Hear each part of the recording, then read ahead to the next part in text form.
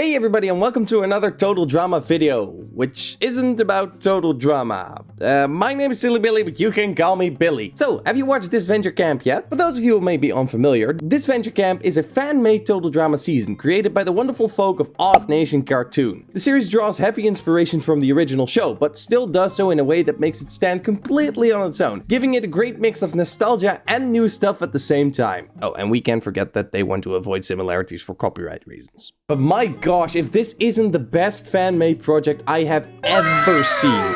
The characters are well designed, both visually and story-wise. The animation is stellar, the intro music is catchy as all heck, and overall the show is just seeping with quality. If you haven't seen it yet, I highly recommend you go watch it now. Episodes 1 and 2 are online at the time of writing this video, and episode 3 is coming up later. And because the season is so good, I think that we as fans should treat it as any old season. And if you're thinking that I just said it as a really cheesy excuse to make a video on it, then you couldn't be more correct. In this video, I'll go over all of the contestants in the show, give my opinion on them, and rank them from my least favorite to absolute best. I keep in mind that this is purely based on my opinion. For the record, I don't think that any of the characters are bad, which is already more than I can say for some seasons of Total Drama, but there's still some underlying differences between the characters. I'll only be covering the actual contestants, but just real quick before we start with that, I think Crystal is a great host. I like the little mystery they set up with her being Chris's daughter and how she's actually getting some development as a character as well. Wow, who'd have thunk it was possible?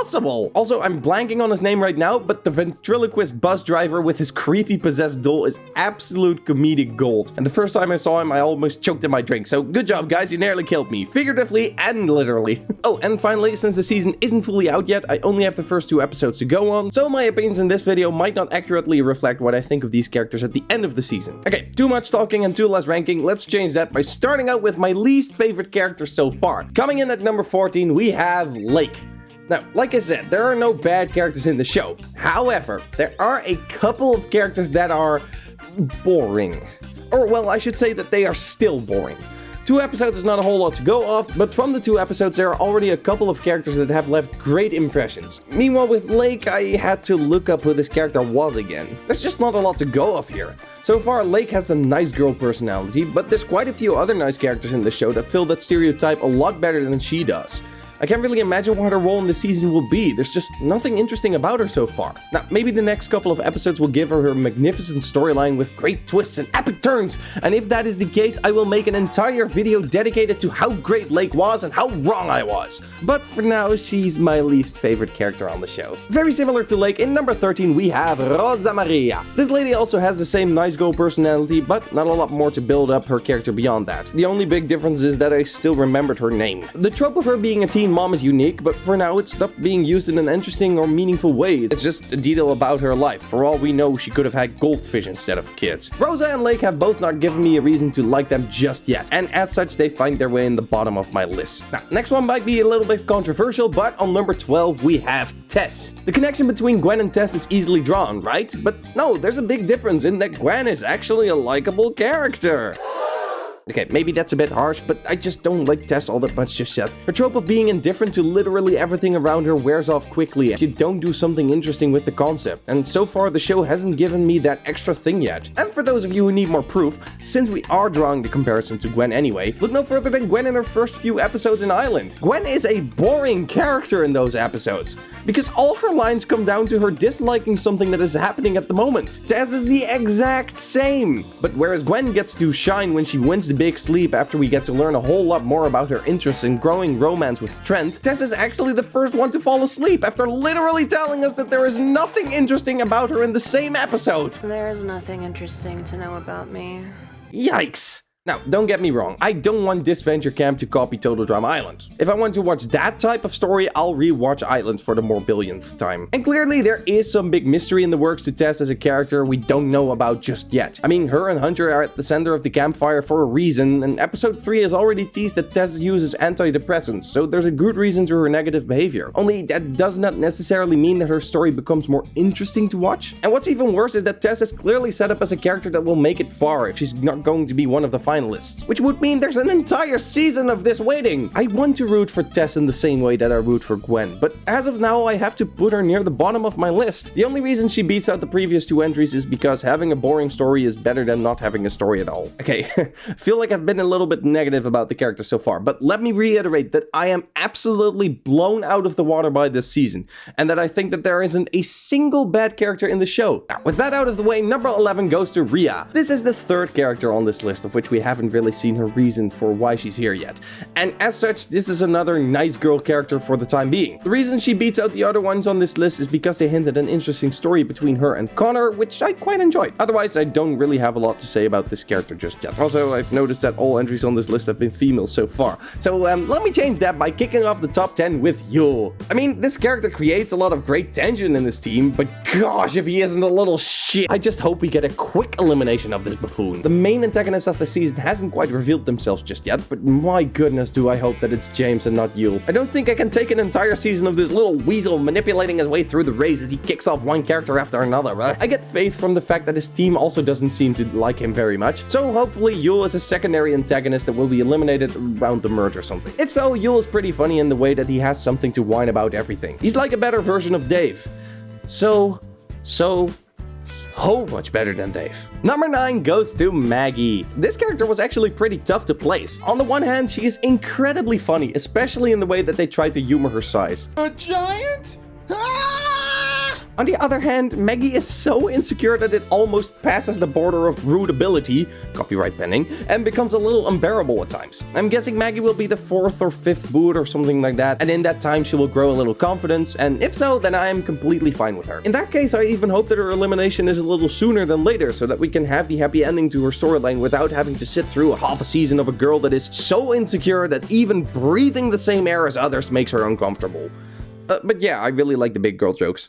The number 8 spot goes to Aiden. This is the final character on this list that fits the nice girl trope. Yes, I am aware that he's a boy, doesn't change the trope. Nope, I could have simply edited this out of the script, but instead I dragged this sentence on way longer than I had to just to drive down a point, to the extent that I am now even showing you a screenshot of the exact line that I am now reading to you. This is the stubbornness that I am willing to achieve, deal with it! The reason why Aiden places higher than the other nice girls is because I really like the twist to his character in episode 2, where they clearly set him up as one of the main rivals to James's evil scheming. I'm really curious to find out how far he's gonna come with it. He might even be a finalist, who knows? All I know for now is that I really like him. And yes, the first really liked character has fallen. We found him! Ding ding ding! Which should tell you enough about how much I enjoy the remaining 7 characters on this list. Kicking off that final 7 is Oliver. Despite being a contestant in only 1 episode, I think Oliver is super fun, who gets a lot of great screen time with Crystal. It helps humanize Crystal as a character, as well as give Oliver some more airtime without being a contestant himself. If you've seen my other videos, you know that I constantly rave about Dakota and how they effectively did the same for her too. And in very typical fashion, I was rooting for Oliver to win. Yep, I was that far off. But hey, I'm glad to see that he gets to stick around. And for that, he gets to be on the top half of this list. Number 6 goes to Carol. Carol is basically just if Eva was more Karen, and I adored it. I think it's a good decision to make her the first actual boot from the show, but for the time that she was here, I think she was really endearing. There's a couple of great jokes in here too, especially with her just casually nurturing a wild crocodile without even really explaining why. Absolutely my type of ridiculous. Carol is great. Now, before I kick up the top 5, please remember that if you like this video so far, that I have a bunch more content on my channel,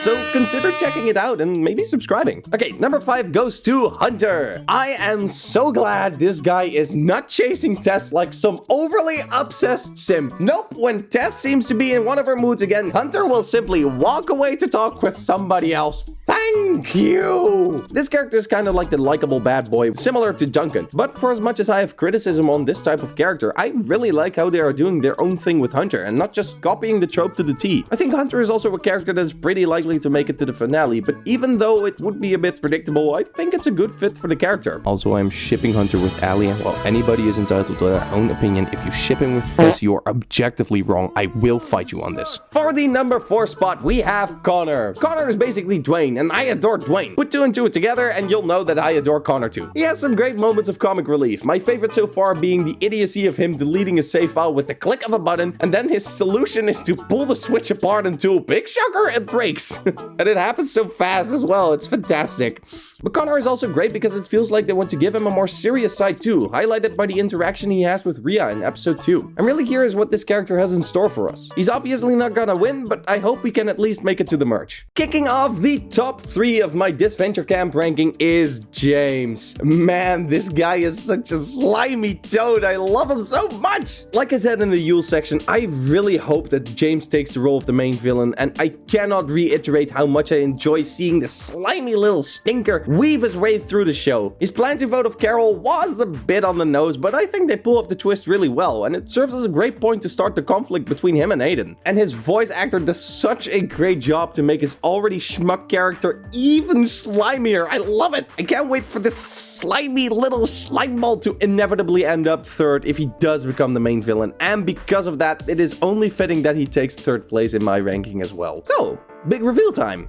Who's gonna be my favorite? Well, you can probably deduce it from here on out, but let me first talk about my runner-up, which is Kai. Every single line this character spits out is comedic gold. This guy is like Dawn, but even more extreme, and I am here for it. Kai doesn't really have a major story impact, and I'm guessing he's not going to be around much longer, to the point that I wouldn't be surprised if he's the next one to go. However, for the time that he is here, I really like every scene that he's in. Again, the voice of this character is great as well, and it sounds like the actor voicing him had a lot of fun with this peace hippie, and he sure isn't the only one. But of course, that leaves only one character, and that character is Allie.